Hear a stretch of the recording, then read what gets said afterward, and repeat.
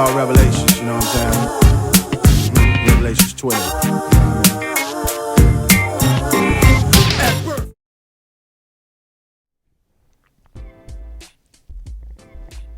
Peace. Here we go.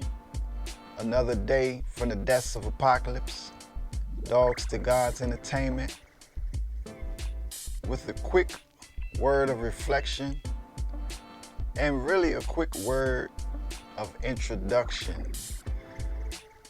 We are in the process of diving all the way in to the water of the world of podcasting.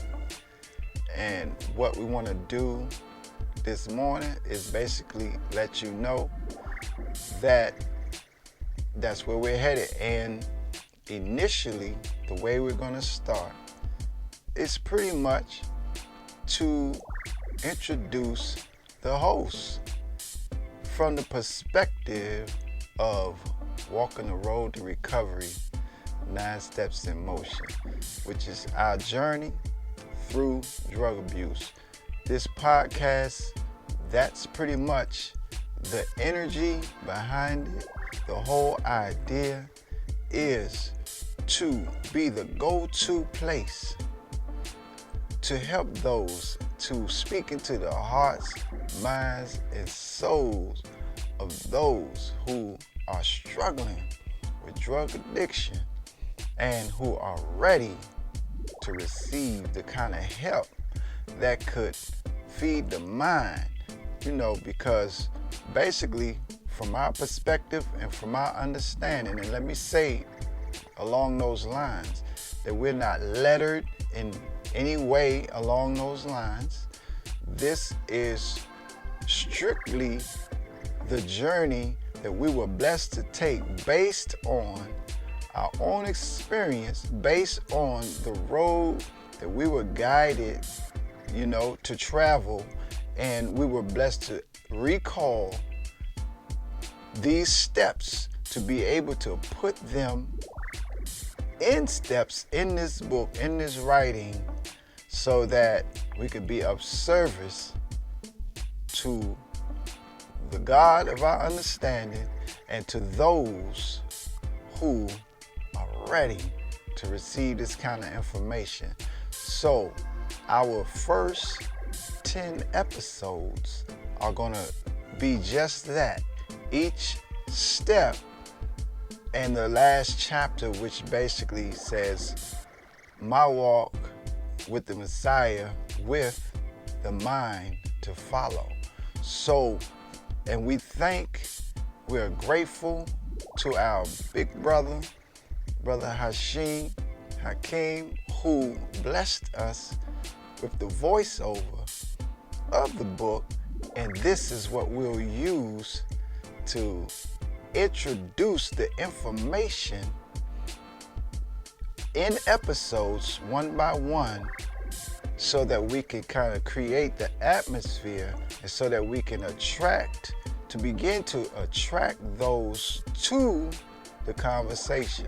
The whole idea is to get all the way into the subject matter. So once the information is put out in this way through the podcast, which is from the Deaths of Apacolips podcast. Now, those of you who have been paying attention to that, it's been over a year and a half where we have come every morning, daily, to really create a mindset to leave one's home with the right mind to be successful. So the whole idea behind From the Deaths of Apacolips was to come to give an inspirational word each morning, so that our minds could be put in a place to where we'll leave our homes with a mind to be successful. And so that's the whole idea of From the Deaths of Apacolips. So now we have taken on this mission to go after those who are struggling with drug addiction. Now, by the grace of God, we are 30 years, 30. We are 30 years clear and clean from drug abuse by the grace of God, I repeat. And so this is why we feel like we have been charged to use this aspect of our lives, of our life, to go after those who are ready and open to receive this kind of help. This is why we open our heart, open our chest, show you our surgery through this process so that maybe, perhaps, you'll open the door of your chest so we can get in there and do what we can to get us to the next phase of our life. So that's what the podcast is all about. And again, the first episode will be make the decision, which is the first step. And look, if you're listening to this right now, go and let somebody know that it's about to get popping out here with Walking the Road to Recovery, 9 Steps in Motion. And look, if you're in Chicago, this is something we do on a daily too, and this is something we're going to continue to do. We have the Foodie Spot, a good place to come get you something good to eat at 7350 South Stony Island Avenue. Come on through and show us some love and show us some support. Show us some support.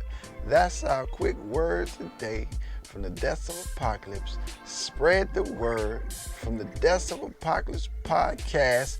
We'll be diving deep into Walking the Road to Recovery, 9 Steps in Motion, with the mind to fulfill an aspect of our mission on this planet.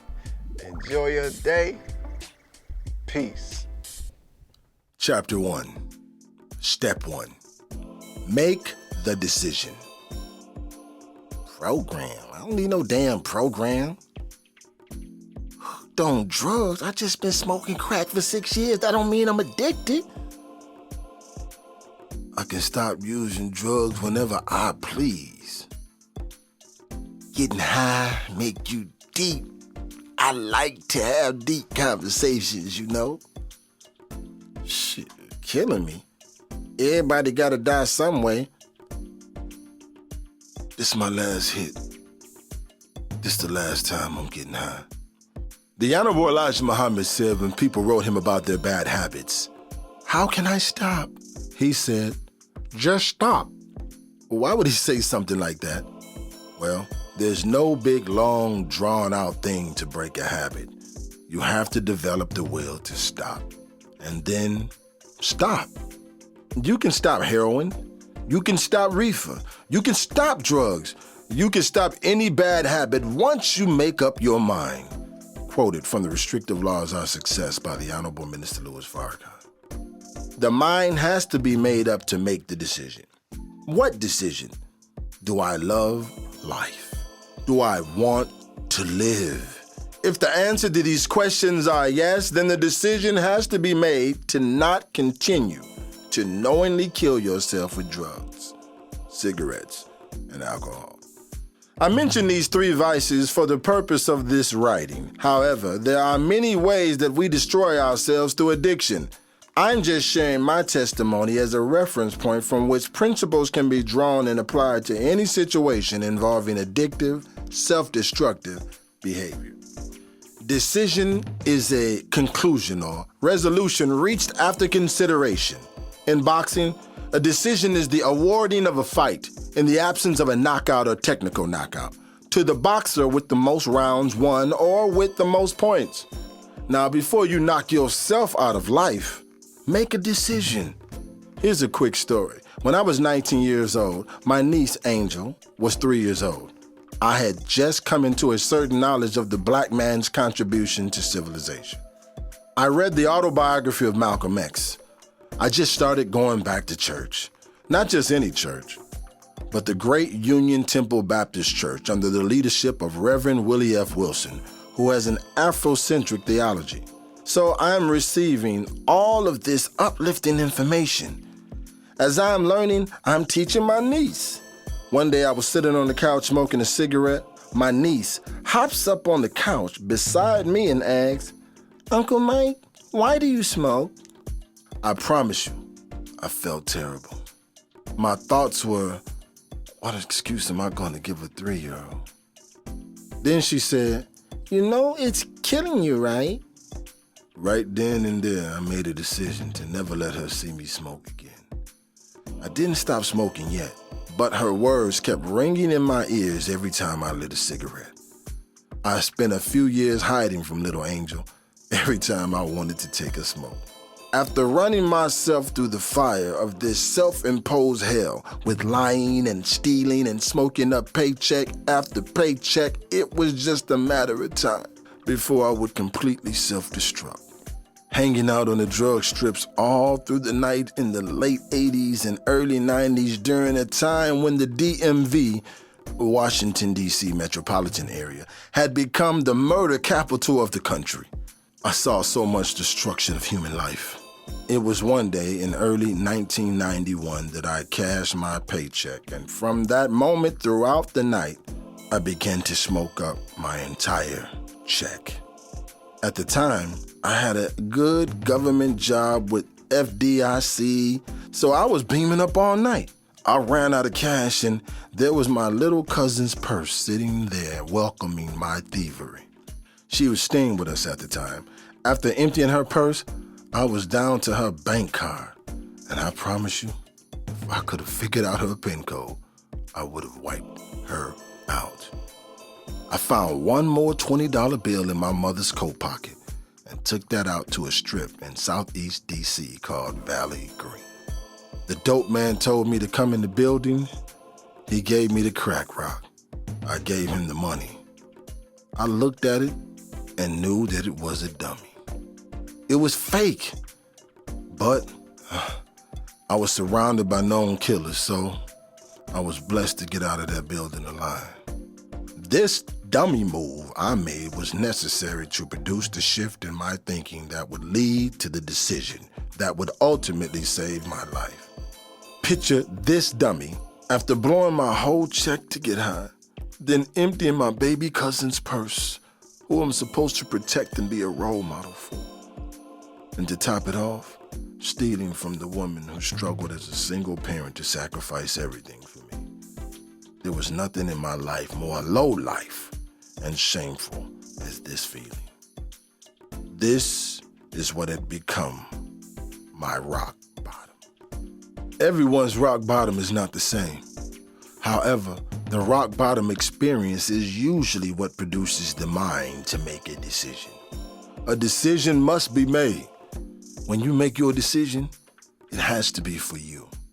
When you are addicted to drugs, over time you begin to lose all shame. Even if you are hiding, once you kill the voice of reason on the inside, your outside appearance doesn't even matter. But when you reach rock bottom and can no longer face yourself in the mirror, you really start changing on the inside. When the disgust of your very existence begins to penetrate your heart, your appearance begins to matter to you. That's what's important. You don't want your decision to be rooted in people-pleasing or how someone else feels about you. People-pleasing is another addiction that has the potential to interfere with your growing love for self, to satisfy someone else's desire to control you. Take control of your life and enjoy the journey of making the right decision. Make the decision. Decide to change. Affirm in your mind and out of your mouth that it is time to make a change. Then you can start exploring the true power in the mind to change. It's going to be a challenge, but we have until the last bell ring before the ultimate decision is made. The decision is made. The journey begins. With love, all things are possible.